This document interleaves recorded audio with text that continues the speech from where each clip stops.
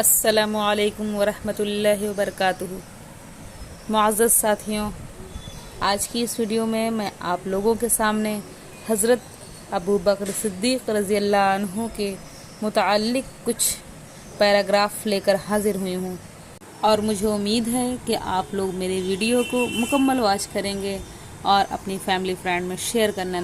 حضرت ابو بکر صدیق رضی اللہ عنہ۔ حضرت ابو بکر صدیق رضی اللہ عنہ خلفائے راشدین میں سب سے پہلے خلیفہ تھے۔ وہ عمر میں نبی کریم صلی اللہ علیہ وسلم سے 2 سال چھوٹے تھے۔ ان کا خاندان مکہ کے امیر ترین تاجروں کا خاندان تھا۔ وہ معزز ترین لوگوں میں شمار ہوتے تھے۔ انہیں اپنی طبعی شرافت اور راست بازی کی وجہ سے بڑی شہرت حاصل تھی۔ ان کی دیانت اور سچائی حضرت محمد صلی اللہ علیہ وسلم سے ان کی قرابت کا باعث بنی۔ دونوں کے درمیان لڑکپن کے زمانے میں دوستی قائم ہوئی اور زندگی بھر بڑھتی رہی۔ سیدنا ابو بکر صدیق رضی اللہ عنہ دنیا کے پہلے بالغ مرد تھے جنہوں نے رسول اللہ صلی اللہ علیہ وسلم کے ہاتھ پر اسلام قبول کیا۔ انہوں نے یہ کام کسی ہچکچاہٹ کے بغیر انتہائی جوش و خروش سے کیا۔ ایک دفعہ نبی صلی اللہ علیہ وسلم نے فرمایا، اللہ تعالیٰ مجھے تمہاری طرف نبی بنا کر بھیجا، تو تم لوگوں نے کہا تم جھوٹ بولتے ہو، لیکن ابو بکر نے کہا کہ آپ سچے ہیں، اور انہوں نے اپنی جان و مال کے ذریعے سے آپ کی مدد فرمائی۔ سیدنا ابو بکر صدیق رضی اللہ عنہ مسلمانوں کے لیے انتہائی نرم دل تھے۔ وہ جب بھی کسی مسلمان کو تکلیف میں دیکھتے تو جس قدر ان کے بس میں ہوتا اس کی مدد کرتے۔ اسلام قبول کرنے کے بعد اسلام کے لیے انہوں نے کسی قربانی سے دریغ نہ کیا۔ سنگ دل قریشی آقا اپنے غلاموں کو اسلام ترک کرنے پر مجبور کرنے کے لیے ان پر مظالم ڈھاتے، ان پر کوڑے برساتے یا انہیں ننگے بد جسم تپتی ہوئی ریت میں گرم ریت پر لٹا دیتے۔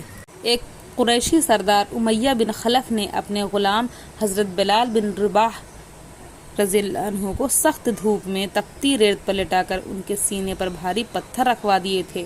سیدنا ابو بکر صدیق رضی اللہ عنہ نے اپنی دولت خرچ کر ایسے بے کس اور مظلوم مسلمان غلاموں کو خریدا اور اللہ کی خوشنودی کے لیے انہیں آزاد کیا۔ نبی اکرم صلی اللہ علیہ وسلم نے لوگوں سے غزوہ تبوک کے لیے مالی تعاون کی اپیل کی تو ہر کوئی اپنی اپنی استطاعت کے مطابق جو کچھ لا سکتا تھا لایا۔ حضرت عمر گھر کے سارے سامان کا آدھا حصہ لے آئے، جبکہ حضرت ابو بکر صدیق رضی اللہ عنہ کے پاس رقم سمیت جو کچھ بھی تھا وہ سب ایک گٹھری میں باندھ کر لے آئے اور نبی اکرم صلی اللہ علیہ وسلم کے قدموں میں رکھ دیا۔ نبی اکرم صلی اللہ علیہ وسلم نے پوچھا، ابو بکر گھر والوں کے لیے بھی کچھ باقی رکھائے ہو؟ انہوں نے جواب دیا، ہاں، اللہ اور اس کے رسول کو۔ نبی صلی اللہ علیہ وسلم نے انہیں صدیق کا خطاب دیا، جس کے معنی ہے انتہائی سچا اور راست باز۔ اس کا سبب یہ بنا کہ نبی صلی اللہ علیہ وسلم نے حضرت جبرائیل کے ہمراہ سفر معراج پر گئے اور لوگوں کو اس عظیم واقعے کی اطلاع دی تو دشمنان اسلام اس پر تمسخر اڑانے لگے، یعنی مذاق اڑانے لگے۔ ان میں سے کچھ دوڑے دوڑے سیدنا ابو بکر صدیق رضی اللہ عنہ کے پاس گئے اور کہا، تم نے سنا؟ تمہارے ساتھی محمد صلی اللہ علیہ وسلم نے یہ دعویٰ کر دیا ہے کہ وہ آج کی رات بیت المقدس کا سیر کر کے آئے ہیں۔ حضرت ابو بکر صدیق رضی اللہ عنہ نے کہا، کیا انہوں نے ایسا کہا ہے؟